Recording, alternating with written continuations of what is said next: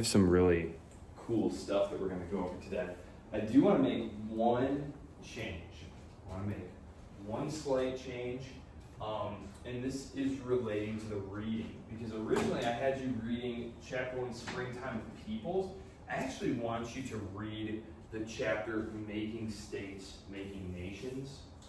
I just think it's a more helpful chapter. I was rereading them over the weekend, and I feel like all of the things that I would want you to take from that chapter, Springtime of Peoples, about emerging nationalist movements and their impact on the politics within states and the geopolitics between states, I feel like that's all talked about more comprehensively in that chapter, Making Nations, Making States. I'll post something about that on the announcements page, just so that everyone who is not here, in case they miss it. And then, so we're done with the Age of Revolution. We're moving into the Age of Capital. One thing you're going to notice about this period is there's tons of war. There's tons of war. That period, 1815 to 1848, especially when viewed in the wider context of European history, you're struck by how little war there is between states.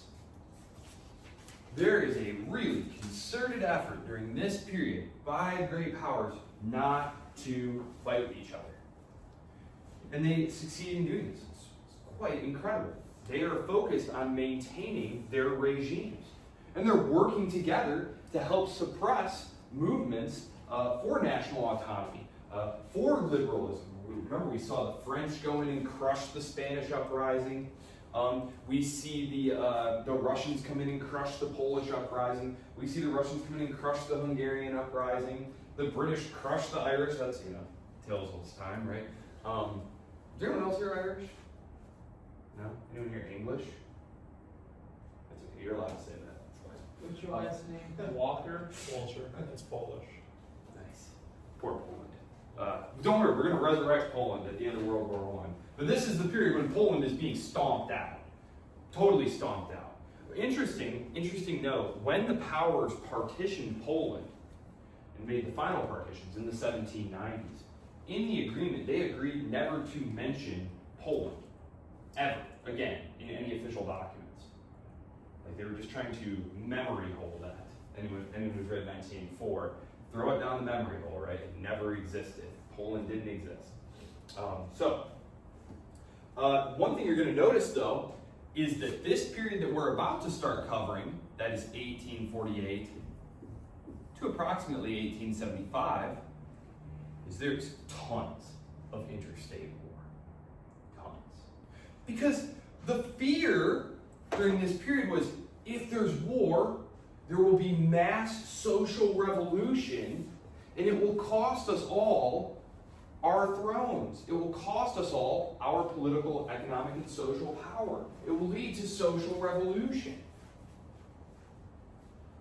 What happens, though, in 1848 is that all the old regimes survive. It's the most cataclysmic explosion of revolution that's ever occurred in the West and will ever occur in the West, almost certainly. And all the regimes survive. And the only one that doesn't survive is the French monarchy. This was the July monarchy, headed by Louis Philippe. This was the one that had taken over from the very silly regime of Charles. Remember, there had been the Revolution of 30, which had gotten rid of King Charles and put his cousin in power. And then in 48, they overthrow him. And the Republic, the Second French Republic, is declared. However, in the first election for a president, the person who wins is Napoleon. Louis Napoleon wins the election, and it's not terribly close. There's like a socialist candidate, Raspail, I believe was his name, Cavaignac. He's sort of a representative of kind of the, he's a military man. He's part of the officer corps. There's like some legitimists in there. I mean, it's wild. They throw it open. They say, we're going to have an open election. All the French guys are going to show up and vote. And Louis Napoleon wins in a landslide. It's not even close. And the thinking here is that he, number one, can be all things to all people. It's kind of like when Barack Obama was running for president, and people could kind of see what they wanted in him, because he had very little political career at that point. So it was very easy to just project what you wanted to see onto him. He didn't really have a track record. He'd been a junior senator for a week. Same with Louis Napoleon. Louis Napoleon is quite a character. He had joined, I think I mentioned, he had joined a Carbonari Lodge, a revolutionary Carbonari Lodge. He had tried to overthrow the July monarchy twice. He had been imprisoned for trying to start a revolution and overthrow the government twice. He was very sympathetic to what was called Saint-Simonianism. Saint-Simonianism.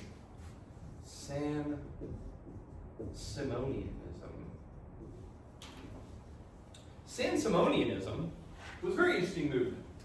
It was people who said, look, these socialists who are saying that the working conditions aren't good, who are saying that the society is unjust, that we need better schools, that we need better this or that, they're right.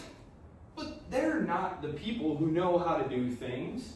What we need is we need enlightened, educated, responsible leaders who will do these things for the people. For the people. So it's kind of like a top-down socialism, if you will. And in fact, the first program for Social Security and healthcare is going to be created during this period by none other than the arch-conservative reactionary Otto von Bismarck, who is going to be German Chancellor during our period. He realizes that if he enacts these things on behalf of the people, well, goodbye socialism. Well, what are they offering now? I already gave you everything you need. You know, and they're a little wild anyway. Don't you want to stay in nice conservative old ways? It's very interesting. During this period, a lot of times you have conservative leaders who make these concessions to what were called the forces of democracy. Today, we tend to talk about liberal capitalist democracy like this is just some thing, right? It's all monolithic.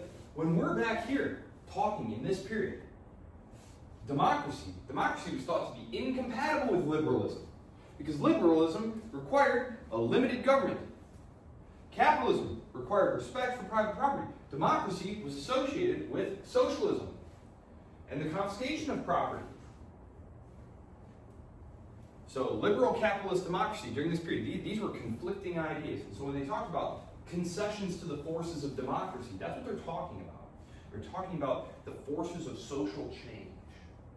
So, Saint-Simonianism is becoming a force during this period, and Louis Napoleon was sympathetic to this. He believed that it was the responsibility of rulers to try and use the latest modern scientific knowledge and rational government to improve the lives of the citizens. And so he's elected in the election of 48. And in 51, rather than relinquishing power, so there'd be another election, he does a coup. He does a coup and becomes the emperor. This coup is supported by the property classes, the old nobility, like the monarchists. They were called the legitimists. These were people who believed that only the Bourbons.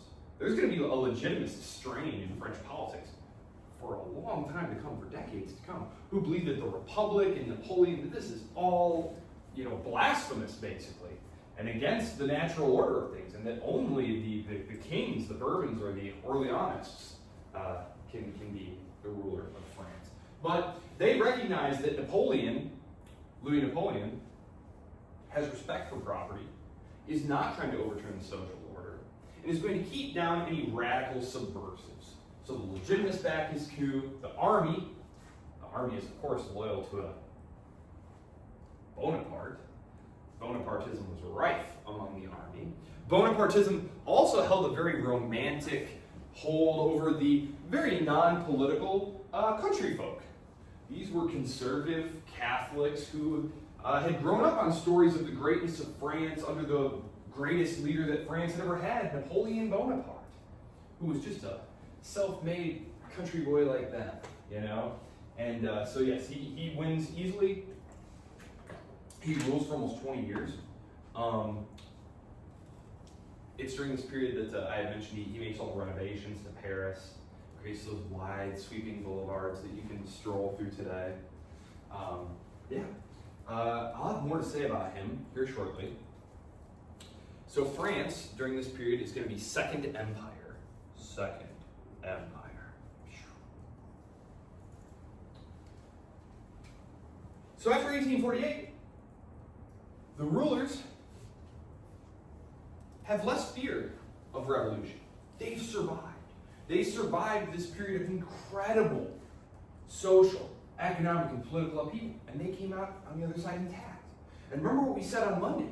We are entering a period of incredible economic boom, where everyone is going to be too busy getting prosperous and rich and improving themselves in this new and incredible economy to worry about these things. So, it's for this combination of reasons that this period right here reintroduces warfare to Europe in a big way.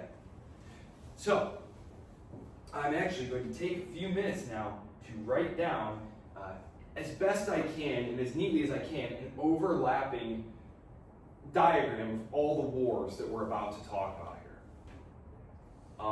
Because these wars, remember I said international politics, geopolitics, and internal domestic politics were very, very closely intertwined during this period. They're always intertwined. They were especially intertwined during this period.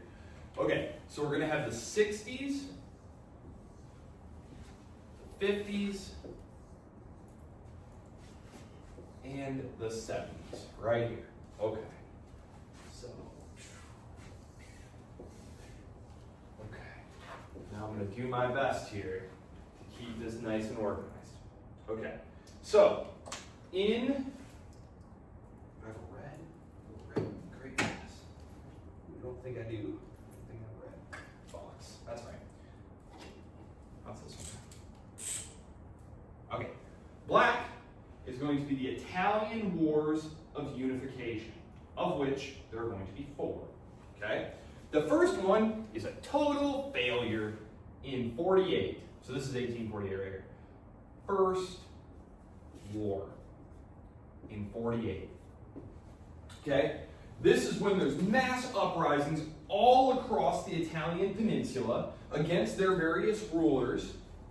Remember, there's revolution everywhere in 1848, except Britain and Russia. They're, for different reasons, they're not impacted really by this.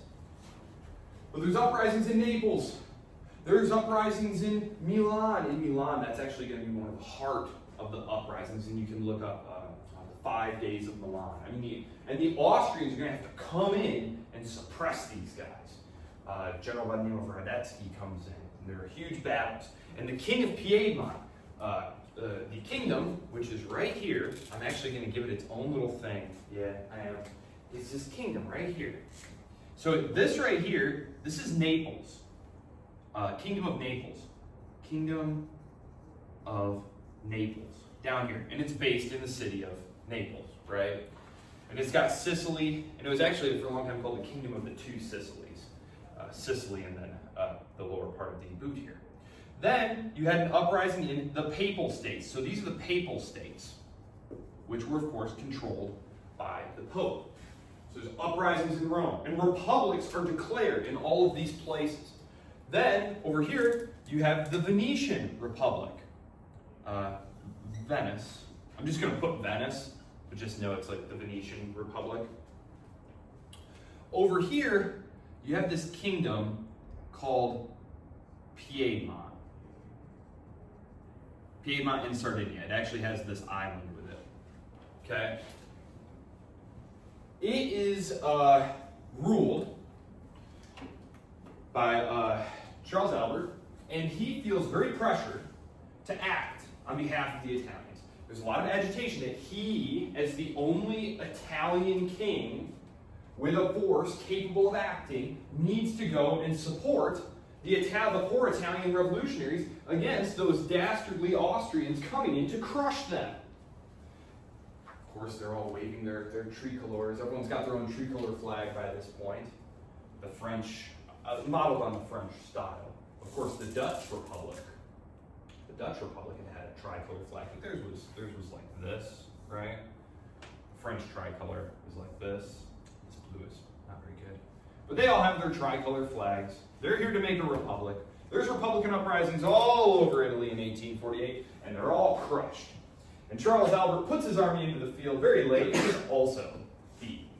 He's also beaten by the Austrians. Bless you. 1848, total failure. Total failure. But a far-sighted politician, Count Camillo Cavour, a Piedmontese nobleman, realizes he's a moderate liberal. He recognizes the benefits of economic liberalism, and he also recognizes the power of nationalism, arguably the most important and enduring ideology to come out of this period. Think about the ideologies that we've been introduced to. Liberalism is basically dead. What we call today liberalism is basically just progressivism, democratic socialism. Communism, no, gone by the wayside. Nationalism, that has been a very enduring, powerful political ideology. It was born during this period, and it's still incredibly powerful today. Nationalism. He recognizes that this is an unstoppable force of the future. That Italy and Italian nationalism, the Risorgimento, right? This is what this is. Risorgimento. Remember? Risorgimento. I mentioned this last time. This is the move to create a unified Italy. So all those secret society Carbonari lodges were planning all the way back to the Napoleonic period. Well, Count Camillo Cavour decides, rather than be swept along by history, we're going to lead it. We are going to unify Italy. We're going to unify it on our own terms, under our own king.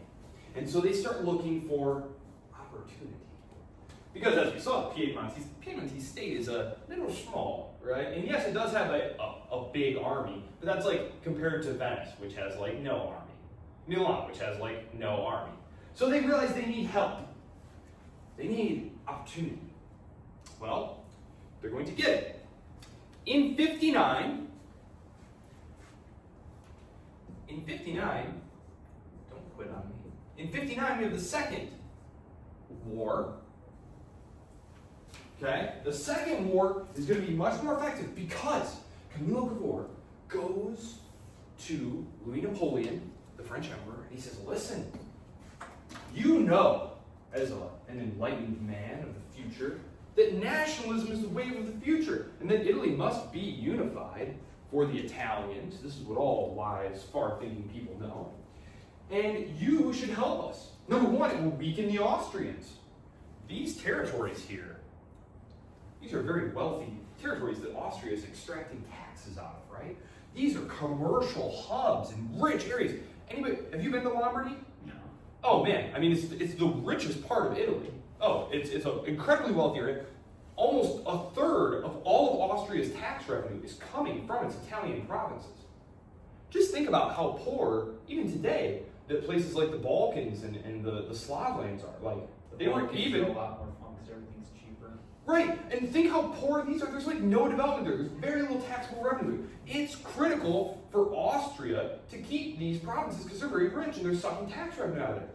So Cavour says to Louis Napoleon, he says, listen, we need help. We need help. You have an army. It would weaken Austria, and we'll give you a chunk of what was called Savoy. Savoy was the northern part of the Kingdom of Piedmont. The language there, Savoyard, was very, very close to the language of French, much closer than it is to Italian. And so they strike a secret deal in which, in exchange for help, French military help, fighting the Austrians, they will get a small chunk of the Kingdom of Savoy. They do this. They make a deal. They strike a deal. And it works. It works. I'm going to start shading in Italy in blue here, because this is what's happening. So in this second war, the Kingdom of Piedmont gobbles up all of this, and at the same time that this is happening, the armies of the Piedmontese king are taking over the north. In the south, Garibaldi, who's also an Italian nationalist, lands a force here and starts marauding up the peninsula in like guerrilla warfare style. So they wind up stopping at the borders of the Papal States because Louis Napoleon, going all the way back to Charlemagne, right? Going all the way back to Charlemagne. Maybe you don't know this because we didn't talk about it in this class. The Normans arrive in Italy and start terrorizing the papacy in the I believe it was the 600s. And the Pope says, "Help me! Who will defend his Holy Father?" And the Franks come down. The Franks, the ancestors of Charlemagne, and the French kings, blah blah blah. So the French kings have been the traditional protectors of the papacy. And so Louis Napoleon, who has defeated the Austrians and helped them to mostly unify Italy, says, "Hey, do not touch the Papal States. Don't touch them." Now he has domestic political concerns because the French population is overwhelmingly Catholic.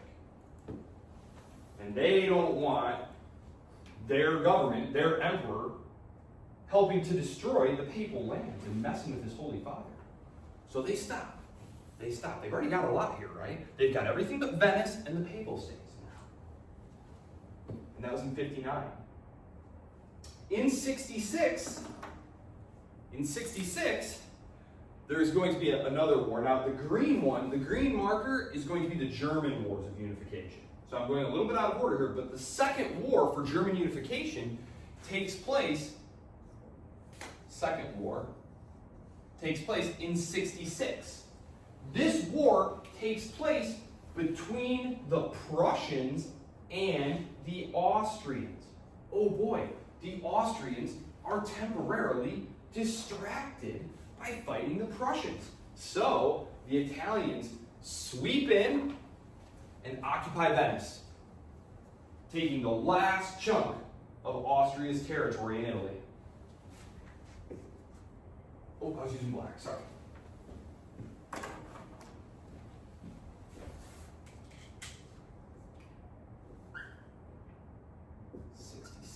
Third war.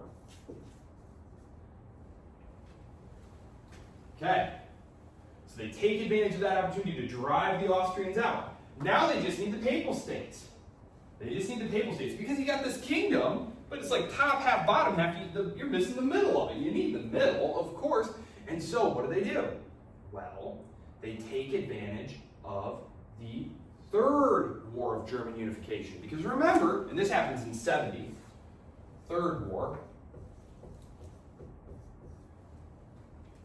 Remember, the French are saying, you better stay out of the Papal States. Well, the Third War of German Unification is fought between Germany and France. France is distracted. So, the Italians sweep in and occupy the Papal States. Whoops, I need blue. That's okay. Fourth War in 7. So you can see how war and domestic politics and nationalism are intersecting here and creating openings and opportunities. So it's in 1870 that Italian unification is completed. So it starts in 48, albeit abortively. They're all easily crushed and defeated by the much superior Austrian forces. Then, in 59, using French help, they drive Austria out of pretty much everything but Venice. They have to stop at the borders of the Papal States because the French are the protectors of the papacy. There are French troops. There are French troops in the Papal States. So there is like an actual military presence. This would be geopolitically catastrophic for this young Italian kingdom. And it is a kingdom. It's not a republic. The unified Germany and the unified Italy are going to be kingdoms. They take advantage of Austria's temporary distraction to seize Venice, driving Austria out of Italy. And then they take advantage of French distraction to seize the Papal States. So there you go. Italy is unified in 1870, and I'll make a note of this. Italy, remember black is the, so should I put failed uprising? Failed uprising.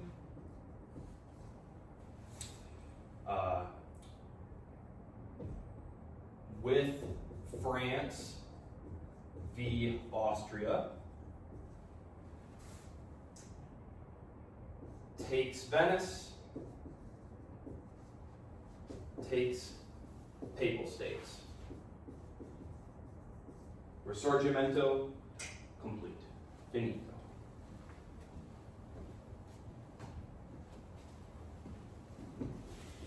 Remember, in these latter two cases, it was taking advantage of the openings created by the German Wars of Unification.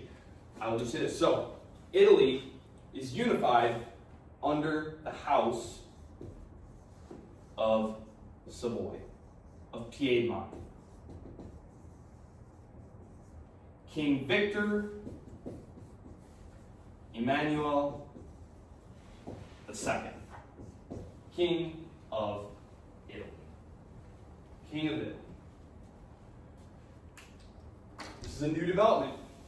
Italy has been divided since late classical antiquity, right? Rome is the last time that the Italian peninsula was controlled by a single power. So this is going to have seriously destabilizing effects on the balance of power in Europe. Remember, we only had 5 great powers. Well, now we've got 2 new powers coming up. Italy and Germany saying, hey, we want to join the club. And then later in this lecture, if I'm able to keep this going, I'm going to introduce America and Japan. Too many powers joining the club, too many conflicting interests. Okay, so let's do the German wars. What color was these? Green. Brilliant. Okay, so Bismarck. I'm going to erase this. So we said that Italy is unified under the House of Savoy. Germany is unified under the House of, oh boy, I don't know if I can spell this. Hohenzollern. Yeah. The Hohenzollerns. They're the kings of Prussia. Remember, Prussia is this powerful North German state here. It had grown out of the Teutonic Order, and through a variety of strategic marriages and conquests and military reforms and such. And remember, it had been granted some great territory during the Napoleonic settlement. Gave it some industrial base, gave it some of Saxony, gave it some of the Rhineland. So now it's got military capacity. It's very powerful. You have here the German Confederation. Bear in mind, these states right here, Austria, Prussia, and then there's like Bavaria, Saxony. So I didn't draw them all out because they're not terribly relevant to what we're talking about here. But just know, this whole area here, this is all the German Confederation. And there's a power struggle going on within the German Confederation between Austria and Prussia, the 2 most powerful of the states. Who's going to be in charge? German nationalism is a thing. In 1848, there are uprisings. Remember, they're all put down successfully. There are uprisings. They do hoist a tricolor flag. They want to create a unified, rationalized Germany. There's a debate, though, among German nationalists. Should we have big Germany or small?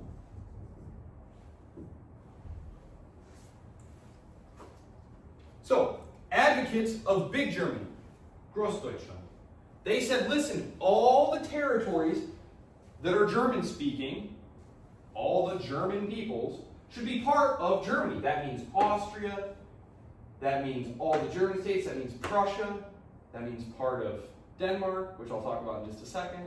Anywhere there are German speakers, the Holy Roman Empire, this should all be German. The Prussian leadership did not love this idea.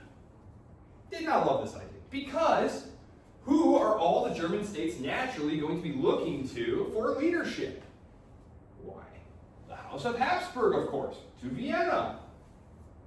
The Prussian leadership thinks that that's not the greatest way to do this. They favor a small Germany, one that excludes Austria and can be dominated by Prussia, ruled out of Berlin by its king. So, they contrive to do precisely this. So, how do they go about doing this? Great question. In 64, we have the First War. Okay, First War, 64. This war, I didn't really draw Denmark in here, but like basically there's this thing right here called Denmark, right? Denmark. And the lower provinces here, there's this little area called Schleswig and Holstein. And there were these two provinces. They had a large amount of German speakers there, and at various points in time been part of the Holy Roman Empire, and they just kind of changed hands. But it was agreed by the Prussian leadership and the Austrian leadership that they should be part of the German Confederation. And the agreement was, now listen, okay, we're going to go in there and beat up on the Danes, okay? Because they come to the Danes and they say, hey, we're going to need you to cough up that territory. It's going to be part of the German Confederation now. And Denmark's king says, no way, that's my territory. What are you talking about? You can't just take my territory. I'm not giving you my territory. He says, I'm not going to give you my territory. And the Prussians and Austrians were like, it's hilarious that you say that because now we're coming in to take it. So this is the Schleswig-Holstein War. And they obviously win, right? They take it. But then the Prussians refuse to leave, right? The Prussians aren't supposed to be meddling there. They're supposed to be an independent part of the German Confederation. Bismarck had calculated that this would prompt Austria to object. Austria has to object because it was all a very public arrangement. And now Prussia is literally just thumbing its nose at Austria like, what are you going to do about it? Attempting to deliberately provoke the Second War, which happens almost immediately. And it's a direct outgrowth of the First War, as was deliberately planned. They very quickly moved down through Saxony and smashed the Austrians. Königgrätz is the major battle there. The Austrians are crushed, and the Prussians say, listen, we're not going to rub your nose in it. We're not going to make you pay up. We're not going to humiliate you. We beat you, and your punishment is that you are no longer in the German Confederation. You're your own thing. Go find something else to do. This is our territory now. They don't actually say, like, we're taking over these states, but they say, listen, you're done. This is our sphere of influence. These German states, the German Confederation, it's under our protection. It's going to be part of our trade union. You are not going to be, because they had created a free trade zone. They called it the Sulfurine. And it was a free trade zone here. And the Prussians didn't want the Austrians in it, and didn't want anything to do with the Austrians. So the Austrians are excluded in 1866 from the soon-to-be Germany. Now, next door, France is all of a sudden getting a little nervous. This happened very quickly. Prussia went from being this small, tiny, manageable neighbor who's mostly concerned about Austria to a couple of years later, oh my goodness, it looks like Germany could potentially be unified. It might be unified under Prussia, which is, not cool, very strong, not liking this, feeling very insecure. And right at this moment, the throne of Spain becomes vacant. Remember, I had mentioned there's a lot of political turmoil in Spain. There's going to be the first Carlos War, the second Carlos War, the third Carlos War. There's going to be multiple military coups. There's going to be a short-lived Spanish Republic. They're going to shop around for a king. The king is going to quit. King Amedeo. He's a very short-lived Italian monarch. They invite him to take the throne, and he shows up. And within a year, he's like, I'm out of here, guys. You guys are a mess. I'm out of here. He just quits. Well, at one point, the throne becomes vacant, and the monarchists whip out the hereditary chart, and they say, well, who could possibly be on the throne? And Bismarck says, I know who it should be. And this is in 69. It should be a member of the House of Hohenzollern, because he's the great-grandson of the thing, And the French immediately object. They say, no way are we going to have the Hohenzollerns here and the Hohenzollerns here. This is like basically reliving the nightmare of Habsburg encirclement. So they object. They do so very publicly. There is debate about whether or not this was all done to try and provoke France into a war, but it seems very likely that even if it wasn't, Bismarck was certainly indifferent to whether or not a war broke out. There is a school of thought that says this was all a masterfully orchestrated plan to get the French to, fight the Prussians, because all these little German states here are too weak to stand up to mighty France, the Second Empire. And the Prussians are like, oh my gosh, remember Napoleon? Remember the first Napoleon? Remember how he conquered us and looted us and humiliated us? Oh my gosh, if only there was someone big and strong like me to take care of you all. And so the South German states here basically look to Prussia for protection when France declares war. Prussia comes in and smashes them. Sedan is the big battle there. The French are defeated, humiliated, totally crushed, totally crushed. Napoleon is overthrown. There's a revolution in Paris. This is when the Paris Commune happens. A unified Germany is declared in Paris. They do it in Paris, they go into Paris, they do it in the Palace of Versailles, in the Hall of Mirrors. They proclaim the Second German Empire. It is going to be under the House of Hohenzollern. So now we have Super Prussia, also known as Germany. Second Empire. The Second Empire in France is overthrown. And after some killing in the streets, the Third Republic is declared. The Third Republic, very interestingly, is going to be with us for the rest of our time. It's actually the longest lived of all these tumultuous French governments. Remember how I said it's like monarchy, republic, empire, monarchy, republic, empire. Well, this republic, this Third Republic, this is the one that Hitler Germany is going to steamroll in the 1940s. So we're actually cool. I am not even going to remotely try to explain the politics of the Third Republic, except in the run-up to World War I will say that the average length of time a government was put together, like a cabinet. You know how you have like a cabinet who run the country? They had like a new cabinet, like an average of like every 18 months. So just imagine that level of turnover at the top of your government. The politics of the Third French Republic are incredibly tumultuous. It's one of the reasons why after World War II, when the General Charles de Gaulle is wanting to reform France for the Fourth Republic, he doesn't want that big mess. He wants a strong president who can basically just get stuff done. Because the biggest problem the French Third Republic is going to have is just total chaos, nothing gets done, the policy process is a mess. So, They still helped out the American Civil War. the French? Yeah. Well, the French were mucking around during this period, and I'm actually going to talk about that. They decided that they were going to create a satellite government in Mexico. So while Washington was distracted fighting the South in the Civil War, Louis Napoleon decided, hey, this would be a great time to take over Mexico.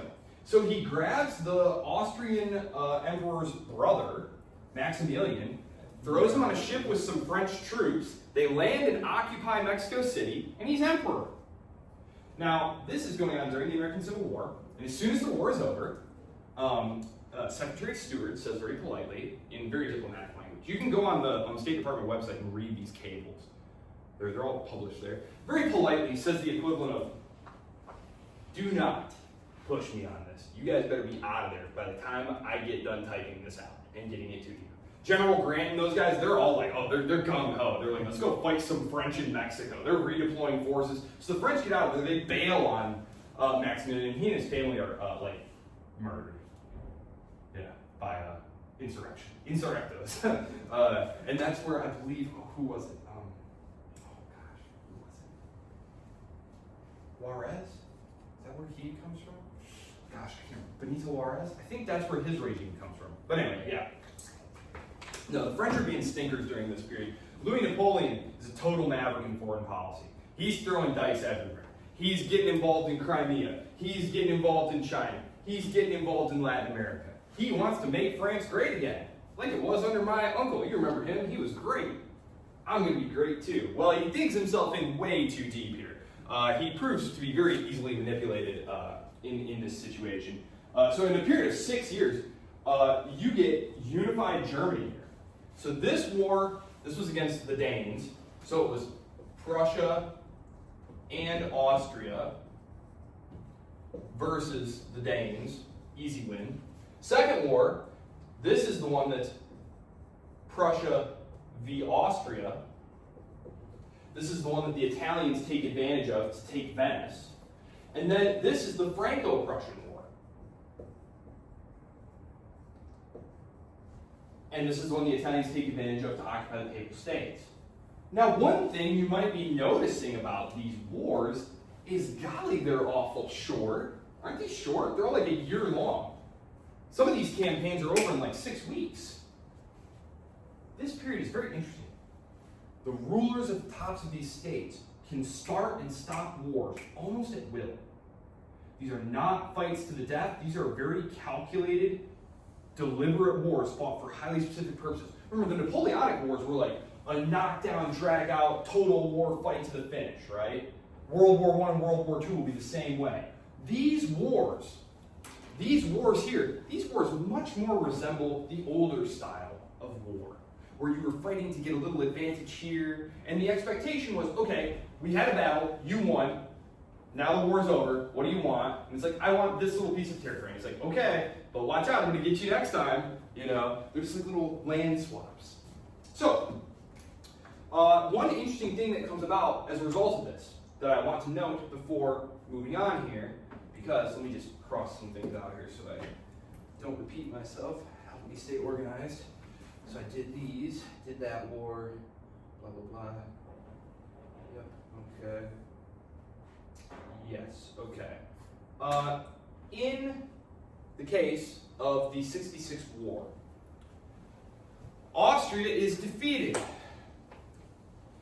Do you happen to remember, out of all the many bajillion ethnic minorities that are under Austrian rule over here, who are the largest and most obstreperous? Who are always causing trouble? Remember during 1848, they revolt. It's a mass revolt, and the Austrian government can't put it down, so they call them the Russians. It's the Hungarians. In the text, they're often referred to as Magyars. It's the Hungarians. The Hungarians are like, now's our chance. Now's our chance right here. And Austria's in a very weak position here. They just had their army crushed. And Bismarck helps them, basically. Bismarck essentially says, look, Austria, you're in a tough spot here. The Hungarians can cause you a lot of trouble. We don't want to see that trouble happen. How about this? How about it becomes the dual monarchy? The dual monarchy. There will be a throne in Vienna. There will be a throne in Budapest. The emperor, you're the emperor. You can still make the foreign policy decisions, but the king of Hungary can make domestic political decisions. And this is where the dual monarchy comes from. For those of you who are World War I fans, it's the Austro-Hungarian Empire, right? This is when the dual monarchy is born. This right here, 66. Austro-Hungarian. Austro-Hungarian Empire now. This is a function of these wars of unification. Now national self-determination for the Hungarians. And of course, the Hungarian lands, though, the Hungarian lands are over here. Hungary's like over here. Hungarian lands aren't just populated by Magyars, though. And so, in a great irony, the policies of these two thrones diverge. The Austrians continue to decentralize. They say, look, if you're a Croat, have a Croat language school. If you're a Slovene, have some Slovene public signs. Whatever religion you are, just do that thing. Okay, just don't cause trouble. The Hungarians, who have just won their own national independence, right, effectively, they look at their Ruthenians and Belarusians and Slavs, and they say, actually, this is Hungary, and Hungary is for the Hungarians, so you're all going to learn Hungarian. Irony of ironies, right? They pursue an aggressive policy of what they call Magyarization. That means everyone who lives in Hungary is going to speak Hungarian and be Hungarian. And this is very unpopular. It's constantly causing problems. And the government in Vienna is always saying, dude, just lighten up, man. You're really stirring up these minorities here. And of course, Russia's over here like, I'm loving this, you know. That's like all the wars in the ball. Yeah, oh yeah. Russia's loving this. Russia's stirring the pot, and Hungary's making everything worse. And poor Vienna's just like, I wish I could do something, but I can't. I'm powerless to do anything to stop all of this. Okay, so that's where that comes from. Other wars that are happening, because you're like, wow, there's a lot happening in Europe at this time. Well, guess what? All over the world there's stuff happening. In 48, you have this going on. Well, what else is going on in 48? The Mexican-American War that we talked about. Mex War. in 48. It's actually 46 to 48. That's when America gets all that territory there. Some of it is purchased by the Gadsden Purchase, but this is when that happens. You also have going on at the same time, same period. These purple ones are just going to be extraneous wars. 48 and 49. You have the Second Carlist War in Spain.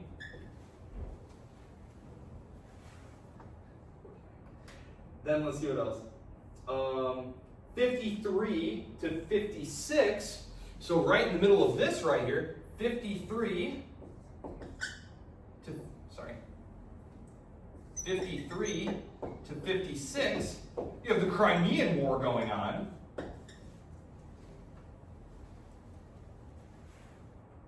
Then, from 56 to 60, you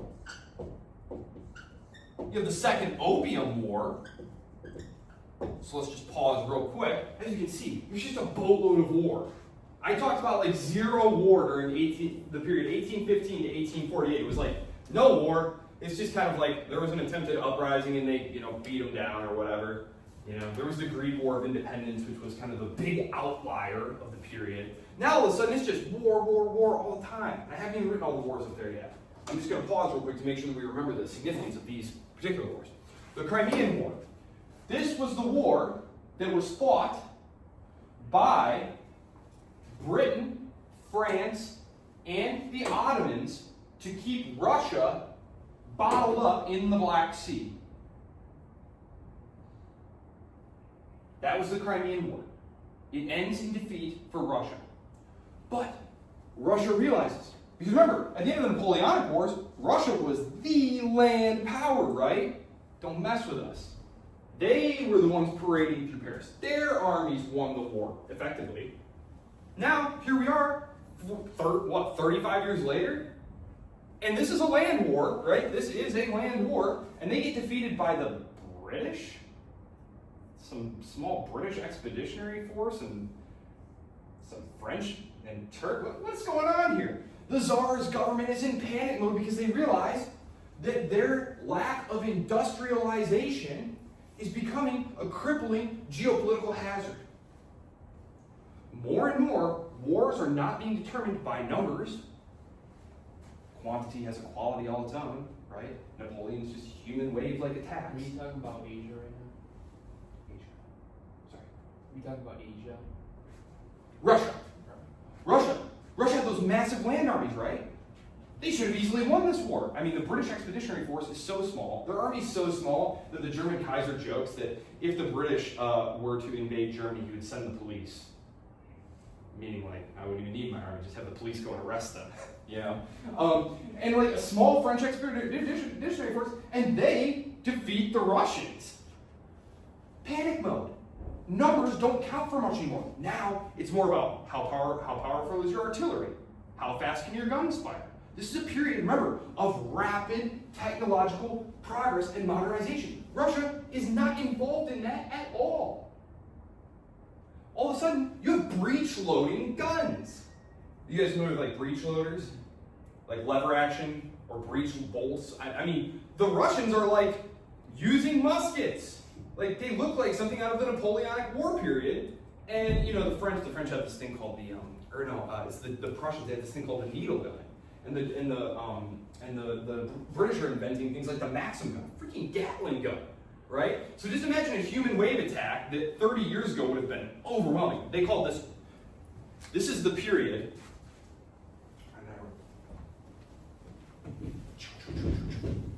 This is the period when military tacticians are having a theoretical debate. Are shock tactics better? Or fire tactics? The best war that illustrated which one of these was going to be more effective was the Austro-Prussian War. If you're interested in a terrific, anybody here like a fan of like military history? Jeff Warrow. Look this guy up. W-A-W-R-O. Warrow. He wrote a terrific study of the Franco-Prussian War. he touches on all elements. He gives you a little background of the politics and the ethics stuff, but it's really a military history where he's focused on strategy and tactics and logistics. Phenomenal writer. He also wrote a book on the Franco-Prussian War, so look him up tomorrow if you're interested.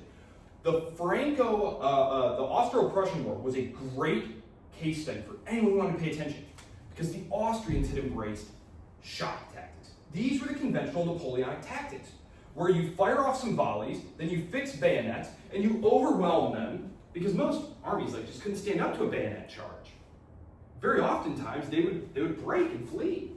The Prussians, using this new technology of these rapid-firing, rifle-barreled guns, right? There's rifling now inside the gun barrel. So previously, you ever watch you ever wonder why casualties were so low, even though dudes were basically standing in lines shooting at each other? It's because they were smooth bores, and so imagine a knuckleball, right? Picture goes a knuckleball, and it's where'd the bullet go? No idea. Went in the ground, went over there. Even though you're pointing straight ahead. Now there's rifled barrels. There's modern cartridges. So now the cartridges are sealed with powder inside of the primer. The hammer strikes, or the firing pin strikes. These are modern rifles now. So the Prussians have engaged fire tactics. Fire tactics. They've got their guys trained up to fire in units, high intensity firepower, whereas the Austrians are using shock tactics. And they come together in this very brief war, and the Prussians crush them. And you're all sitting there well, duh. Bunch of swarms of guys charging entrenched positions of dudes just raining fire on them. Obviously they won. It wasn't clear at the time, though. It wasn't clear at the time. A lot of the generals were thinking, these infantrymen, they're too clumsy, they won't follow orders, and they won't stay disciplined with their fire, and they won't care for their weapons properly. And look at the fragile firing pin anyway. The rigors of a campaign, they'll break, and then where will we be? Nothing can defeat shock tactics. Don't you remember Napoleon? Fire tactics. This is when everyone sort of looks around and goes, oh, so fire tactics are the ones that are going to work, right? So fire tactics are being embraced. Okay, I have 2 minutes. Oh, that's plenty of time. The Second Opium War. The Second Opium War is essentially the First Opium War again. Remember, the British were selling opium, the Chinese government. I will return to this. I'm going to spend some time talking about China next week. Quite a lot of time. As well as India, because the Indian Mutiny is actually taking place during this time as well. I just didn't have time to put it up on the board. The Opium War. Basically, at the end of the First Opium War, all the powers, the Western powers, had carved out privileges for themselves. Things like extraterritoriality, meaning if you're a Brit and you're in China and you commit a crime, they can't arrest you or try you. You basically have to be arrested by a British police officer, taken to a British court. Incredible, right? This is incredible. Imagine being in a foreign country and stealing something and just being able to walk off with impunity while all the locals are just outraged, right? It opens the door to Christianity in China. All these different privileges, okay? These are not popular in the Qing court, obviously, and so they drag their feet implementing them, right? They drag their feet. They're not really doing it. So the Second Opium War is basically the British and the French and the Americans and the Russians and all of them saying, listen, we told you once already. This is how it's going to be. Now, are we going to have to do this easy way? Okay, they chose the hard way. So they fight again, and they win again.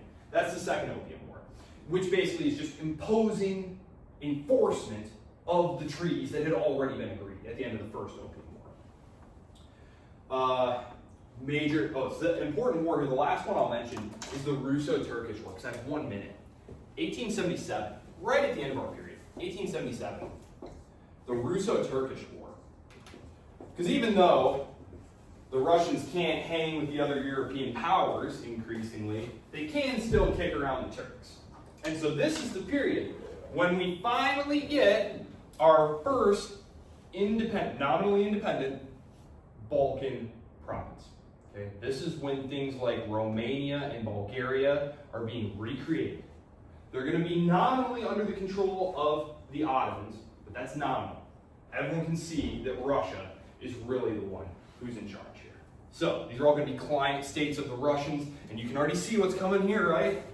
Austria-Hungary, it's been excluded from there. It's coming down here. The Russians moving in here. World War I, ominous foreboding. Okay.